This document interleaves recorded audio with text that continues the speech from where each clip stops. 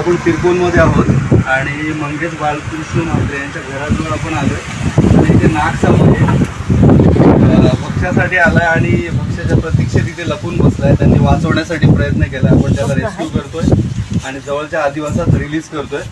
सध्या उन्हाचे दिवस चालू आहेत, असे जीव तुम्हाला दिसतील तर कृपया मारू नका.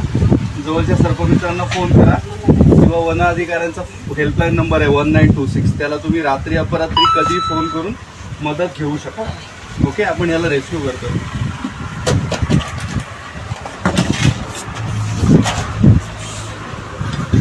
आरामात आता नका पकडू.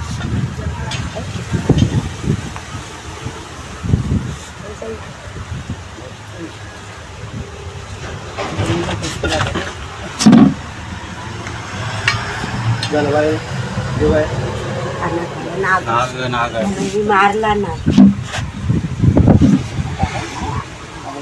विषारी नाग आहे.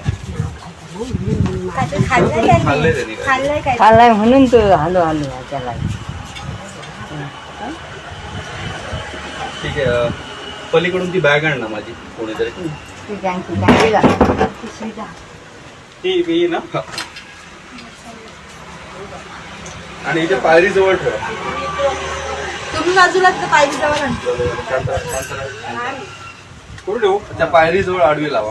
आडवी आडवी तशी तशी तशी एकदम आडवी, तशी आडवी आडवी.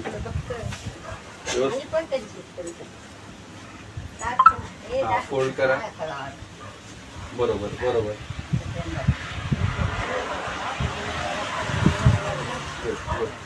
सोडा. चला.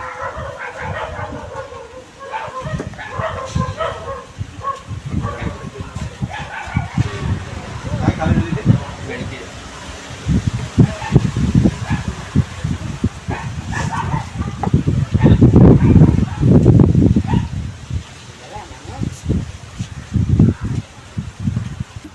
आता आपण तिरकोनमध्ये आहोत. आपल्यासोबत मंगेश बाळकृष्ण म्हात्रे आहेत. त्यांच्या घराजवळ साप आहे असं आपल्याला फोन आलेला.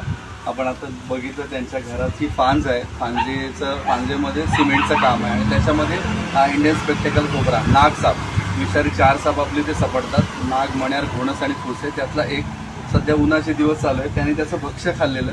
अशा परिस्थितीत त्यांना तो दिसला साप.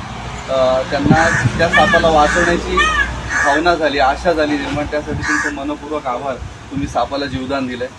कृपया सापाला मारू नका किंवा आपल्याला ज्या गोष्टीपासून भीती वाटते त्या गोष्टीला मारण्याआधी एक थोडासा विचार करा की मारावं की काय करा. कारण माणूस जसं अन्नाच्या प्रतीक्षेत आहे ना, तसं हे जीव अन्नाच्या प्रतीक्षेत भटकत असतात. हे माणसासाठी वैर नाही किंवा माणसाचे शत्रू नाही आहेत. तर त्यांना जर दिसले आपल्या घर परिसरात तर एक भावना ठेवा किंवा विचार ठेवा, त्यांना वाचवलं पाहिजे किंवा त्यांना जगवलं पाहिजे. कारण आपण जर जगवलं नाही तर कोणी जगवणार नाही. तर त्यांनी वाचवण्यासाठी प्रयत्न केले, त्यांचं मनापासून आभार. तुम्हाला पण मी एक गोष्ट सांगतो, आता दिवसा हीट आहे, ऊन आहे, जमीन तापते, पृथ्वीचं तापमान खूप आहे, 34°C पर्यंत तापमान आहे. हे जीव आहेत ना, जमिनीत राहण्यासाठी कठीण होतं, यांना राहता येत नाही. मग हे बाहेर पडतात कुठेतरी थंडाव्याला. आणि रात्री अपरात्री आपण जर पायात चप्पल नसेल आणि हातामध्ये टॉर्च नसेल आणि आपण अंधारात बाहेर पडलो आणि जर कदाचित हा जीव पायाखाली आला तर तो चावणार, 100% चावणार. असं जर कधी घडलं तर घाबरू नका. कोणाचा तरी आधार घ्या, कोणाला तरी सांगा माझ्या काहीतरी चावलंय, मला माहिती नाही पण मला अस्वस्थ वाटतंय. तो माणूस तुम्हाला गाडीवरती बसवेल आणि जवळच्या सरकारी हॉस्पिटलमध्ये ॲडमिट करेल. घरात कोण येईल त्याचा विचार करू नका. दादा येईल, मामा येईल, मला घेऊन जाईल.